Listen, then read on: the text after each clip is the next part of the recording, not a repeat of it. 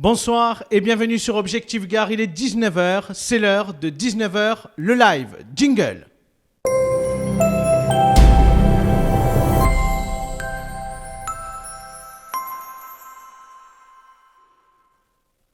Ce soir, au sommaire de notre émission, c'est le préfet du Gard qui sera sur notre plateau dans quelques instants. DJ Loga fera le point pour Objectif Gard sur la situation sanitaire dans le département, les mesures bien évidemment de reconfinement et les attentes exprimées depuis maintenant quelques jours par les commerçants et les élus locaux. Bonsoir monsieur le préfet. Bonsoir monsieur Samari. On vous retrouve dans quelques instants. Tout à l'heure, dans la deuxième partie de l'émission, c'est Nicolas Best, le directeur du CHU de Nîmes et le professeur Emmanuel Delacoussé qui seront là. Ils répondront à nos questions et nous donnerons bien évidemment des nouvelles de l'hôpital nîmois en saturation depuis maintenant plusieurs jours.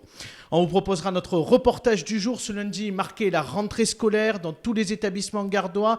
Une rentrée pas comme les autres, bien évidemment entre la Covid, mais aussi l'hommage au professeur Samuel Paty.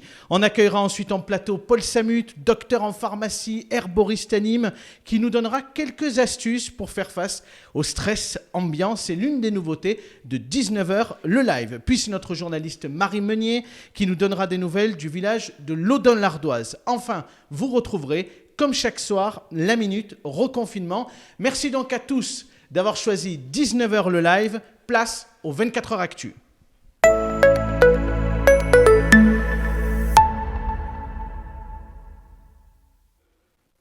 Et pour le 24h Actu, on accueille notre journaliste Stéphanie Marin. Bonsoir Stéphanie. Bonsoir Abdel, bonsoir monsieur le préfet. Bonsoir. Allez, on commence avec une soirée clandestine à l'école de police de Nîmes. Oui, et les fêtards risquent gros. Le ministre de l'Intérieur a prévenu sur Twitter. Si les faits sont avérés, les élèves responsables ne seront plus dignes de porter l'uniforme et donc exclus. Alors pour les faits, il faut remonter au mercredi 28 octobre. Oui. En plus de faire la fête dans l'enceinte de l'école de police sans se soucier du couvre-feu, les jeunes futurs policiers auraient pris à partie 2 gardiens de la paix qui les avaient surpris. Alors sifflement, invective et insulte, les 2 policiers confirmés. Ils étaient en forme.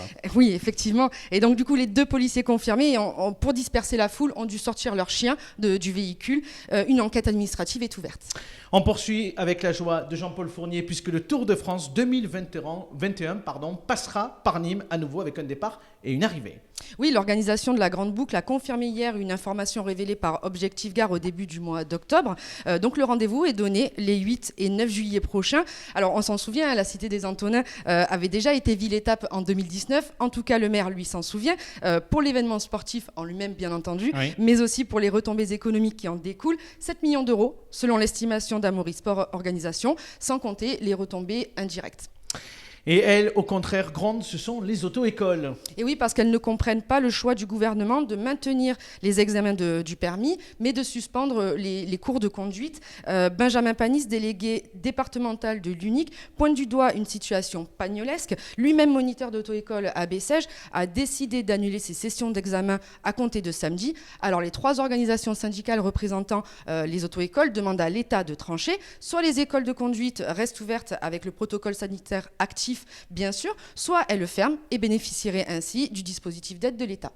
Merci Stéphanie pour toutes ces informations. On accueille tout de suite sur notre plateau, qui est déjà là bien évidemment, monsieur le préfet. Merci monsieur le préfet d'avoir accepté d'être avec nous ce soir. On va parler bien évidemment, on vient à l'instant de parler notamment des auto-écoles. On va en reparler dans quelques minutes. Avant tout, bien évidemment, on avait envie, la première question, elle portait autour de la journée hommage dans le cadre de cette rentrée scolaire dans le département. Comment elle s'est déroulée cette journée hommage à Samuel Paty? Vous y étiez notamment en fin de matinée, je crois. Oui, j'ai été présent aux côtés du directeur académique des services d'éducation nationale et de plusieurs élus, dont la députée Françoise Dumas, au collège Romain Roland. Pour la partie à laquelle j'ai assisté, c'était très émouvant, avec beaucoup de concentration, de retenue. Je sais que les élèves présents avaient été préparés par leurs professeurs, mais ça a été vraiment plein de retenue, de dignité. C'était un bel hommage à Samuel Paty. Et à ma connaissance, sur ce que m'a dit le DAZEN, monsieur Maheu, apparemment c'était également la situation qu'on a observée dans la plupart des établissements du département. Je dis dans la plupart, mais je n'ai pas connaissance d'incidents en ce qui me concerne. Bon, forcément, on vous pose la question parce qu'il y a une recrudescence des actes terroristes ces dernières semaines, bien évidemment avec Samuel Paty, mais on pourrait parler de Nice également. Et puis ce qui nous intéresse, c'est notre département, nos lecteurs qui nous regardent ce soir. Est-ce que dans notre département aujourd'hui, la menace, elle est réelle ? Hélas, oui, je ne voudrais pas être l'éternel oiseau de mauvais augure, mais au-delà des impressions qui sont toujours subjectives, il y a des réalités, il y a des chiffres. Le département du Gard est, du point de vue des chiffres, un des plus radicalisés en France. Donc, bien entendu, même s'il peut arriver qu'il y ait des attentats dans des endroits où il y a peu de personnes radicalisées, le risque est d'autant plus fort qu'il y a plus de personnes radicalisées. C'est assez mécanique. Donc oui, puisque le département du Gard, dans toute la zone sud de la France, sur plus d'une vingtaine de départements, et malgré le fait qu'il est loin d'être le plus peuplé, se trouve en deuxième position, ce qui est un rang dont on se passerait, oui, le risque est important dans notre département. D'autant plus que quand on voit effectivement que ce n'est pas uniquement finalement en Île-de-France ou en région parisienne. Ces actes terroristes, on les retrouve aussi en région à travers Nice. Est-ce que des actions antiterroristes sont menées à l'heure actuelle sur le territoire ? Même si c'est peut-être compliqué pour vous de nous répondre. Je ne peux pas rentrer dans le détail, bien sûr. entendu, mais je peux quand même vous répondre de façon générale. Oui, c'est conformément aux directives du ministre de l'Intérieur, M. Darmanin. Nous avons été dans les 12 premiers départements français, c'est-à-dire dès le premier jour, on a lancé des visites domiciliaires qui se font, je le rappelle, désormais sous le contrôle de juges, de juges du parquet national antiterroriste. Il faut qu'il y ait des demandes du préfet, mais encore faut-il ensuite qu'elles soient validées par le juge. Donc on a eu notre première visite domiciliaire dans les premiers départements en France et on continue depuis. Donc oui, des actions, il y en a. Elles sont effectivement généralement discrètes. Enfin, bien entendu, lorsque la police intervient au domicile de quelqu'un, les voisins le voient, mais vous comprenez, pour des raisons évidentes, qu'on ne convoque pas la presse. On ne fait pas ensuite de conférences de presse puisque l'exploitation éventuelle de ce que l'on trouve se passe sous le contrôle de la justice. Mais oui, il y a des actions qui ont été menées, il y a des actions qui sont menées, il y a des actions qui seront menées. On parle du reconfinement, on va dire qu'il y a eu un peu une période de transition jusqu'à ce week-end, jusqu'à hier soir. Depuis ce matin, c'est pleinement mis en place. Est-ce que vous avez le sentiment que les Gardois respectent bien ce reconfinement ? Moi, je pense que oui. Enfin, c'est un peu trop tôt pour être catégorique, parce que vous l'avez rappelé, on termine ce soir à minuit une période de transition qui s'appliquait à plusieurs catégories, des commerçants comme les fleuristes, l'ensemble des citoyens français dans la mesure où ils étaient en vacances et qu'il fallait bien qu'ils rentrent chez eux, bien entendu. Donc, et puis tous ceux qui avaient tout simplement le désir, lors du jour des morts, aujourd'hui, de se rendre sur la tombe de leurs proches. Donc effectivement, il y avait une tolérance pour toutes ces catégories de population. Ça s'achève ce soir à minuit. On sera donc, à partir de cette nuit, dans un confinement, si vous me permettez l'expression, en grandeur réelle. Et on pourra avoir un jugement plus affirmé. Mais pour le moment, je n'ai pas de remontée très importante d'actes d'indiscipline. Bien entendu, vous avez fait allusion. Il y a telle ou telle catégorie qui n'est pas satisfaite des mesures prises. Ça existe dans le Gard comme ailleurs. Mais on ne peut pas dire, malgré la réputation des Gardois, des reboussiers, qu'ils soient spécialement réfractaires à ces mesures. Qu'est-ce que vous en pensez, vous, des remontées que l'on a, que ce soit des commerçants, des élus locaux? Je crois que vous les avez réunis ce week-end pour évoquer effectivement les problématiques ici ou là en fonction des secteurs d'activité. Quel est le message que vous voulez porter ce soir aux élus locaux et aux commerçants qui se disent... Il y a une forme d'injustice, il y a finalement des passe-droits pour certaines activités, pas pour d'autres. Est-ce que finalement moi, qui est par exemple pour un salon de coiffure, qui respecte depuis le début l'ensemble des mesures et qui a adopté un protocole extrêmement important, pourquoi on me demande de fermer? C'est finalement pas plus dangereux d'aller dans un salon de coiffure que dans une grande surface. Bien sûr, j'entends ces explications, ce sentiment d'injustice qui est exprimé par certains, vous l'avez dit très justement. Bon, je pourrais me retrancher dans le fait que ce sont des mesures nationales, mais vous avez constaté, il faut avoir la modestie de le reconnaître, que lorsque, c'était le cas encore la semaine dernière, on était sous l'empire de mesures préfectorales, décidées donc par moi dans le département du Gard, j'ai été tout aussi critiqué que le gouvernement peut l'être aujourd'hui. Donc je crois que ce qui indispose nos concitoyens, quelle que soit l'auteur des actes, c'est le sentiment d'injustice, comme vous l'avez dit très justement, c'est-à-dire l'impression qu'il y a deux poids, deux mesures. Bon, on a mis en place ce confinement très vite. Il y a un emballement des chiffres qui est considérable. Et évidemment, nous sommes un peuple impatient. C'est le deuxième confinement dans le cours de l'année 2020. Donc les gens sont de plus en plus excédés. On peut le comprendre. En même temps, bon, quand on met une mesure en place, c'est rare que le premier jour, tout soit parfait. Il y a tellement de professions, tellement de cas particuliers. Vous avez parlé des commerçants, on aurait pu parler des chasseurs qui sont furieux aussi parce qu'on les empêche de pratiquer la chasse. Alors, donc des mesures ont été prises sur les chasseurs.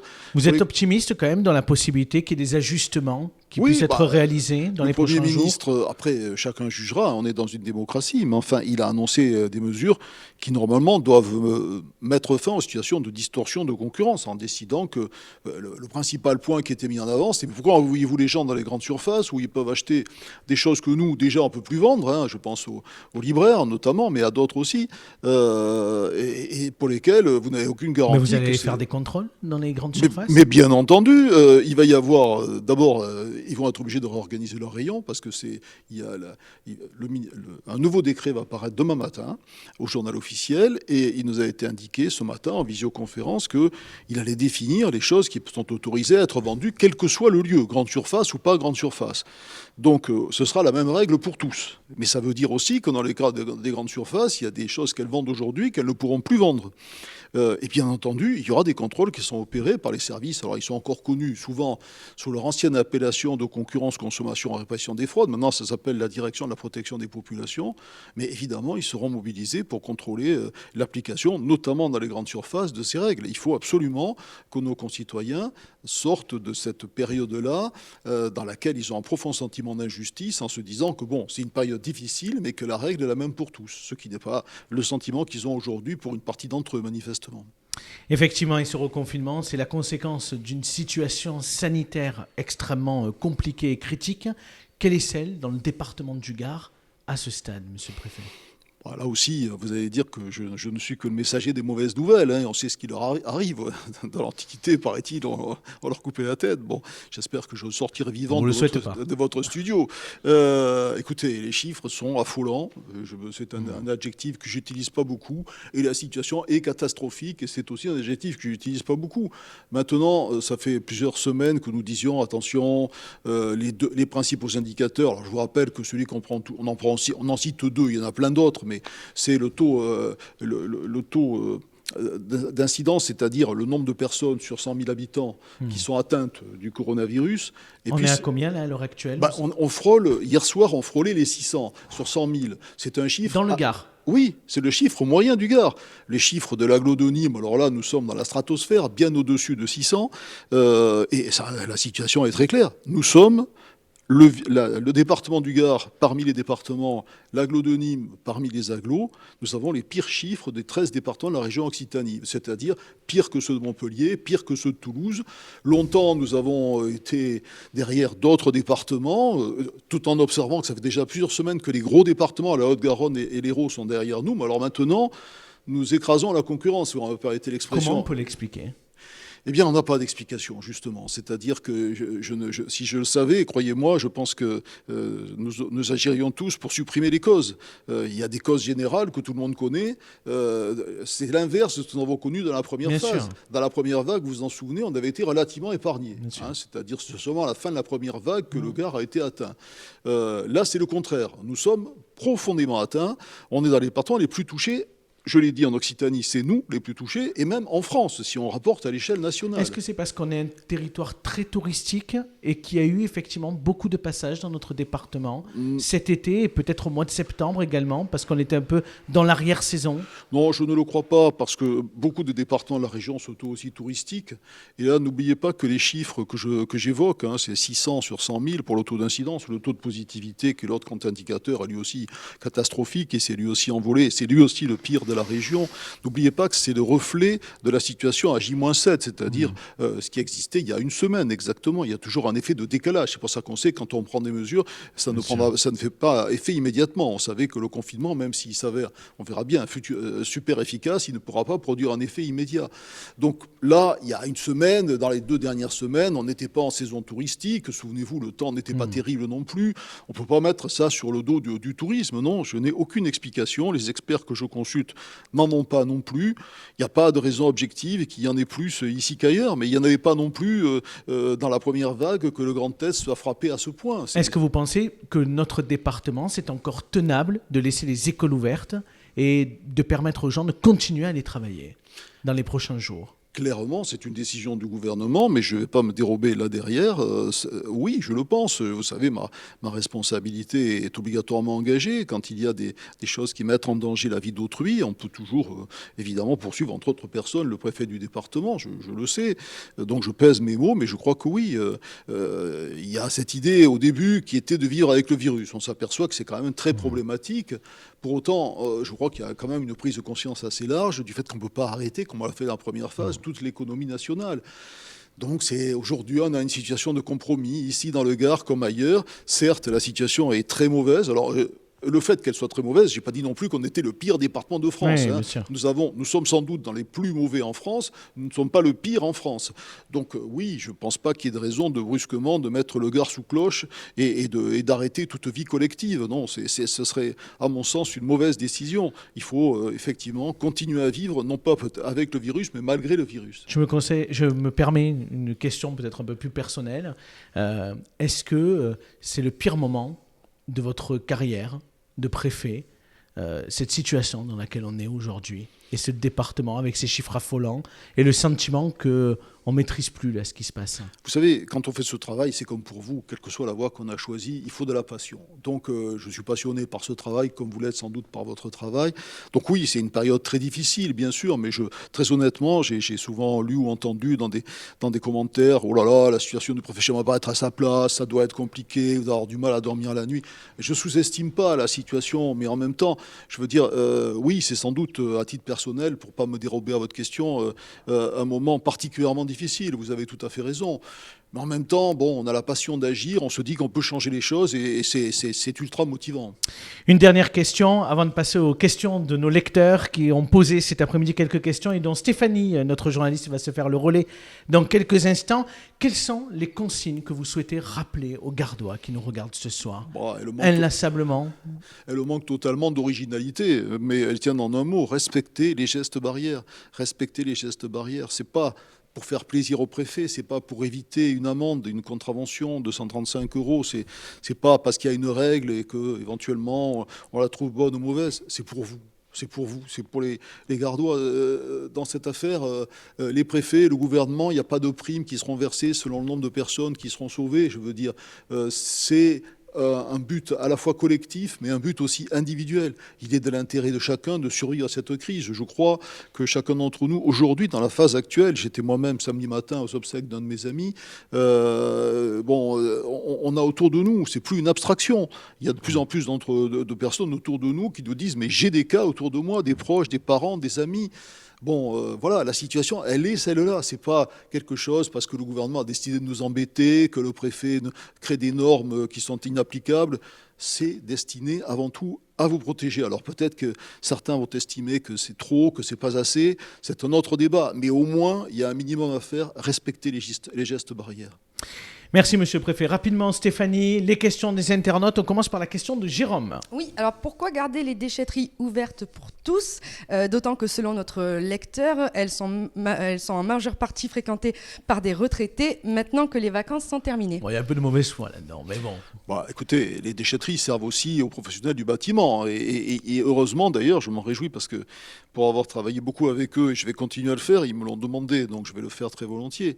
Dans la première phase, je sais qu'ils étaient extrêmement malheureux et au-delà, bien sûr, ils ont été très atteints économiquement par cette impossibilité de travailler. Donc là, ils vont travailler, ils auront aussi besoin de déchetteries. Il n'y a pas que les retraités qui vont dans des déchetteries. Donc moi, je trouve que cette décision est justifiée. Et si on les fermait, on nous dirait, bon, ben, effectivement, il y avait les retraités, mais il y a aussi des professionnels. Alors non, il faut penser à toutes les catégories qui y vont. Peut-être que les retraités y vont, je ne sais pas, mais en tout cas, il y a des professionnels qui s'en servent.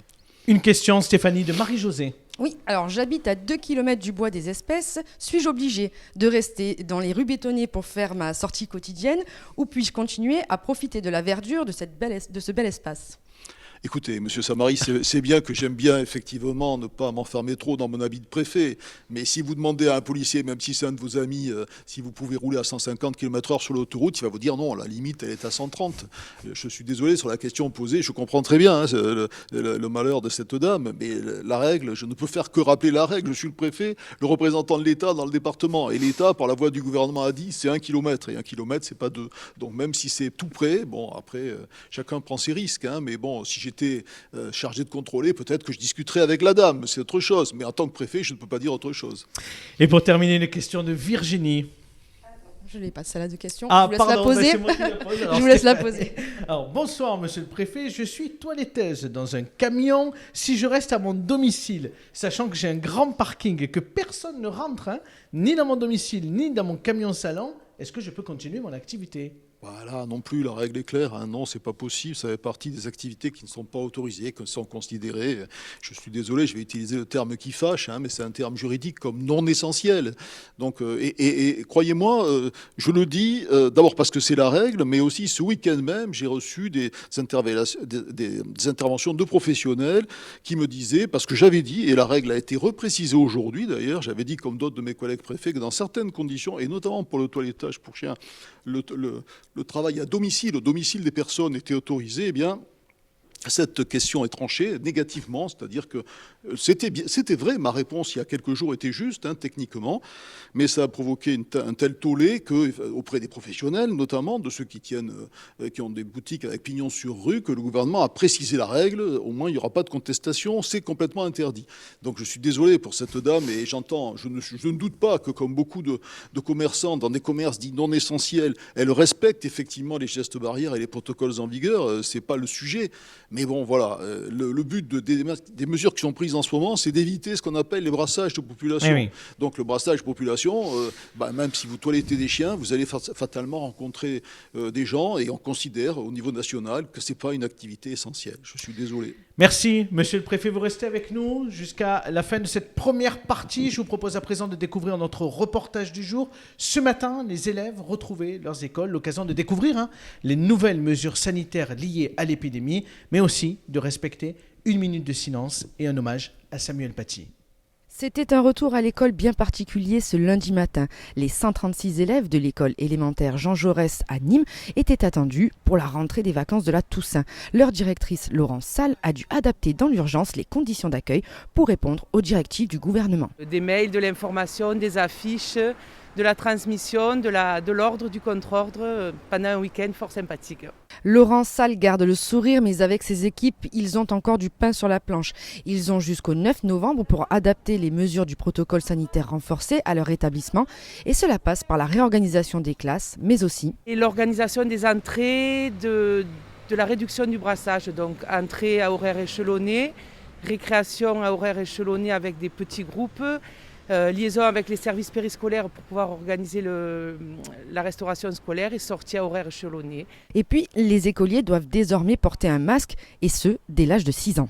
On va découvrir, parce qu'il y a des enfants qui parlent très très bas, il y en a qui crient. Ça masque quand même une partie de l'organe essentiel à la parole. Donc on va voir. Laetitia, maman d'Iliane, 7 ans, n'avait pas d'appréhension particulière quant à cette rentrée dite spéciale. Nous avons eu les informations nécessaires, donc je suis plutôt assez rassurée. D'autres, et même s'ils reconnaissent la nécessité d'une continuité pédagogique, s'inquiètent, comme Frédéric, le papa d'Elyséa, 10 ans. On dit qu'il y a des enfants qui... Maintenant, les enfants risquent presque plus que les adultes, que les autres personnes. Et on envoie quand même les enfants en première ligne.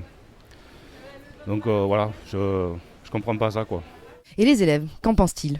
C'est dur d'avoir le masque toute la journée parce que on a chaud, on a du mal à respirer. Lorenzo dit au contraire ne pas être gêné par son masque, mais sait-il pourquoi il doit en porter un ? Parce qu'il y a confinement et Macron il a dit qu'à 6 ans, qu'à partir de 6 ans il fallait porter un masque. Cette rentrée du 2 novembre n'a pas seulement été marquée par la crise sanitaire. Partout en France, dans tous les établissements scolaires, un hommage a été rendu au professeur Samuel Paty. 1 minute de silence a été respectée après la lecture de la lettre de Jean Jaurès aux instituteurs. Au collège Romain Rolland à Nîmes, cette mission a été confiée à Aïda, 13 ans, et voici ce qu'elle en retient. Les profs, les professeurs ne sont pas là pour nous contrer, ils sont là pour nous aider à construire une pensée, à savoir qui on est, à pouvoir avoir son propre opinion, et ils ne sont pas là pour nous empêcher de vivre. Du coup, il faudrait plus les remercier. C'était une personne comme tout le monde et je trouve ça très choquant qu'il s'est fait décapiter juste pour des caricatures. Et il y a le droit de parole Donc je sais pas, moi je trouve ça pas normal en tout cas.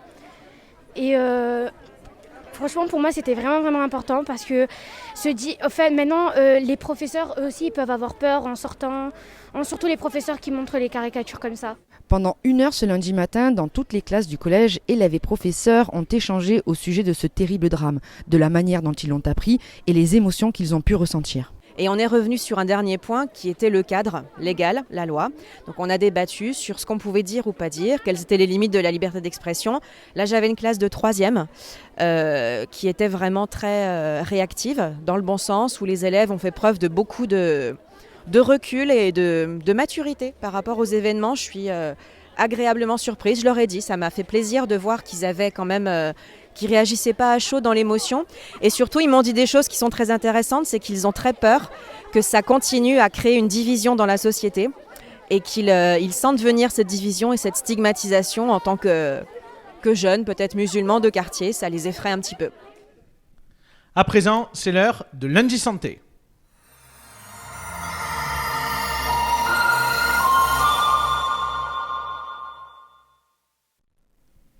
Et on accueille en plateau Paul Samut, docteur en pharmacie et herboriste à Nîmes. Bonsoir Paul. Bonsoir Abdel. Je suis ravi de vous accueillir sur notre plateau ce soir. Je suis ravi d'être là. Eh bien écoutez, tant mieux. Il paraît que les gens sont stressés en cette période de reconfinement et vous avez, je crois, des astuces. Alors est-ce que c'est vrai déjà que les gens sont reconfinés? Oui. Un petit peu. Ils sont un petit peu stressés, c'est normal, hein, ça se comprend. Qui ne le serait pas, hein, bon, il y en a qui ont perdu leur boulot, il y en a qui sont chez eux. Bon, là, cette fois-ci, il n'y a pas trop les enfants qui courent partout, mais c'est vrai qu'on sent que les gens sont pas mal angoissés. Ouais. Bon, alors comment on fait, Paul, pour chasser ce stress du quotidien? On part en vacances. Ah ouais. C'est mal barré, là, pour l'instant, je crois. Hein. On peut pas, c'est vrai. Bon, il y a d'autres méthodes? Ouais, il y a d'autres méthodes. Bon, des méthodes qu'on entend, qu'on voit de plus en plus. Hein. Il y a la méditation, il y a le yoga. Qui sont de plus en plus en vogue. Ça marche bien, ça permet de se détendre. Mais déjà, il faut avoir la place, il faut avoir le temps et puis il faut aussi avoir l'envie. Il y a des méthodes plus naturelles également? Il y a effectivement des méthodes plus naturelles. Donc pour se calmer, si on parle de plantes, oui. L'aubépine, c'est une plante qui permet de diminuer les angoisses. Les palpitations aussi. Et puis sinon, il y a une plante que j'aime bien et que j'utilise beaucoup en ce moment, c'est le rhodiola. Le rhodiola, en fait, c'est une plante adaptogène qui va permettre de limiter en fait le stress quand on pense à plein de choses, quand on est vraiment un petit peu comme une cocotte minute, hein, avec la pression là. C'est ça. Et au bout d'un moment, ça explose. C'est ça. Là, ça permet de faire la soupape. La pression s'en va. Bon, si je suis moins stressé, je vais mieux dormir. Ouais. Et tu sais que moi, j'ai besoin de dormir. Parce qu'il faut que je sois en forme le matin et que je tienne jusqu'à l'émission du soir. C'est ça. Et en plus, un teint radieux, là, ça doit pas. Ça va bien, là?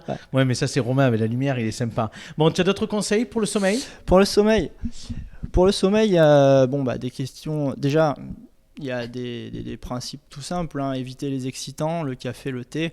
On ne va pas en prendre après 16 heures. Il faudra aussi couper les écrans. Bon, c'est de plus en plus difficile, mais il faudrait les couper au moins une demi-heure avant de se coucher. D'accord. Est-ce qu'il y a des plantes qui agissent également sur le sommeil, etc.? Il y a des plantes. On peut utiliser les huiles essentielles. Ah oui, c'est bien ça. Les huiles essentielles, et les diffuser. Déjà, on entend parler puisque ça permet de désinfecter l'atmosphère. Et on peut aussi s'en servir pour se calmer. Par exemple, la lavande, qu'on peut diffuser ou qu'on peut se mettre un petit peu sur le plexus, un petit peu sur les poignets. D'accord. On peut utiliser l'oranger, on peut utiliser pamplemousse. Il y en a une que j'utilise beaucoup en ce moment, c'est la pruche. Elle est moins connue, mais ça permet de laisser passer la pression, hein, le lâcher prise. Bon, Paul, je te remercie pour cette première émission. J'étais ravi de t'accueillir. Est-ce que tu vas revenir? Écoute, lundi prochain? Ça s'est bien passé? Lundi prochain? Allez, lundi prochain. Sympa. On se dit à lundi prochain? À lundi prochain. Bon, merci Paul. Allez, au revoir. Allez, on part dans le Gard.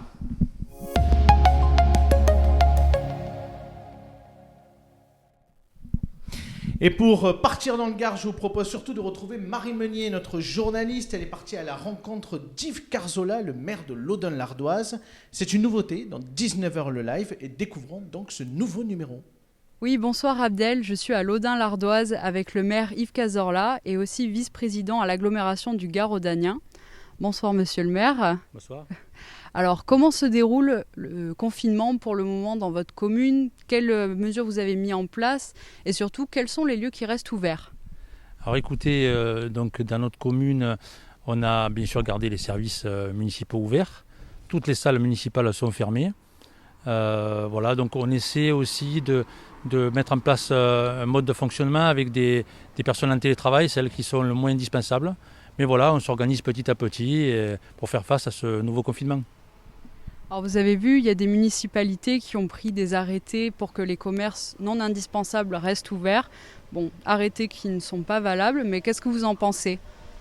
Écoutez, moi je suis assez solidaire donc, de ces maires, mais comme vous le dites, ces arrêtés ne sont pas valables, donc je pense que je n'irai pas là-dedans. Par contre, je m'associe à la démarche qu'a portée l'Association des maires de France pour demander au gouvernement de redéfinir ce qu'est le commerce essentiel.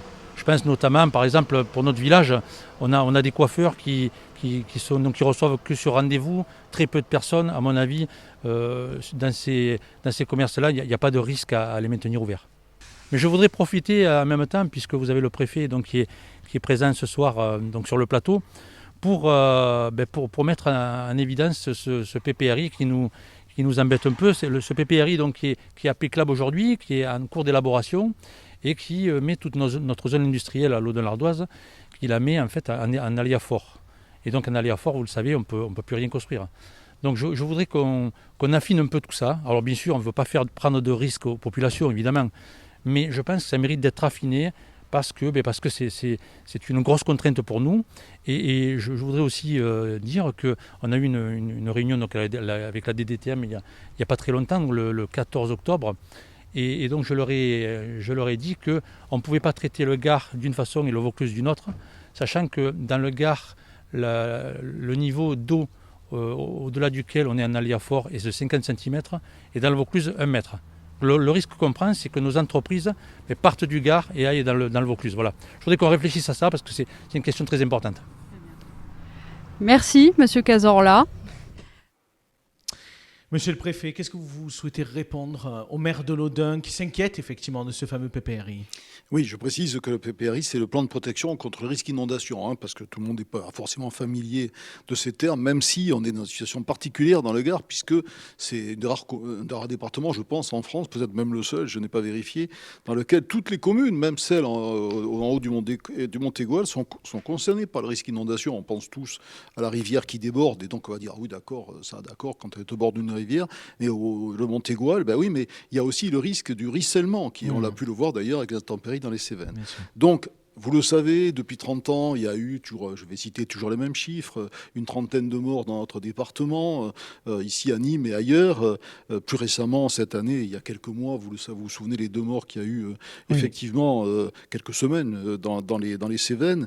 Donc c'est un risque qui est très présent pour nous tous, à la fois pour les fonctionnaires et je pense pour la population. Donc je comprends la préoccupation de M. Cazorla, que je connais bien et qui est un maire que j'apprécie. Il faudra qu'on discute. Il a raison là-dessus. C'est pas normal d'appliquer des règles différentes d'un département à l'autre. Et il faut effectivement trouver C'est pareil d'ailleurs, ça renvoie à tout ce qu'on a dit auparavant sur la gestion du risque Covid. Vous savez, c'est-à-dire que les règles, qu'il s'agisse de se protéger contre les inondations ou qu'il s'agisse de lutter contre la Covid, ces règles sont d'autant mieux appliquées, respectées qu'elles sont comprises. Quand on a l'impression d'arbitraire, déjà on dit cette règle n'est pas juste, je l'applique pas. Donc il faudra qu'on arrive à force de discussion, et je vais y veiller, à ce qu'à l'Audun-l'Ardoise, comme ailleurs, il y a la plus grande partie des communes gardoises qui sont couvertes par des PPRI. Je ne vous dirai pas que ça se passe toujours dans l'harmonie. Je reçois souvent des maires qui viennent, comme M. Cazorla, m'expliquer que ça présente des inconvénients. On va essayer, pour celui de l'Audun-l'Ardoise, puisque là, il est en cours d'élaboration, de tenir compte des contraintes particulières qui pèsent sur cette commune. C'est normal. Merci beaucoup, monsieur le préfet, d'avoir été avec nous ce soir dans 19h le live. À très bientôt, je l'espère. À bientôt. Avec peut-être, je l'espère, des nouvelles plus rassurantes. C'est déjà la fin de 19h le live, mais uniquement la première partie. Restez avec nous, on revient dans quelques instants pour 19h le live. La suite, au programme, l'interview du directeur général du CHU de Nîmes, Nicolas Best, mais également du professeur Emmanuel Delacoussé. On fera un point sur la situation de l'établissement nîmois. Vous aurez également, comme chaque soir, les coups de cœur culture de notre journaliste Thierry Allard, confiné chez lui. Restez avec nous, on revient dans quelques instants.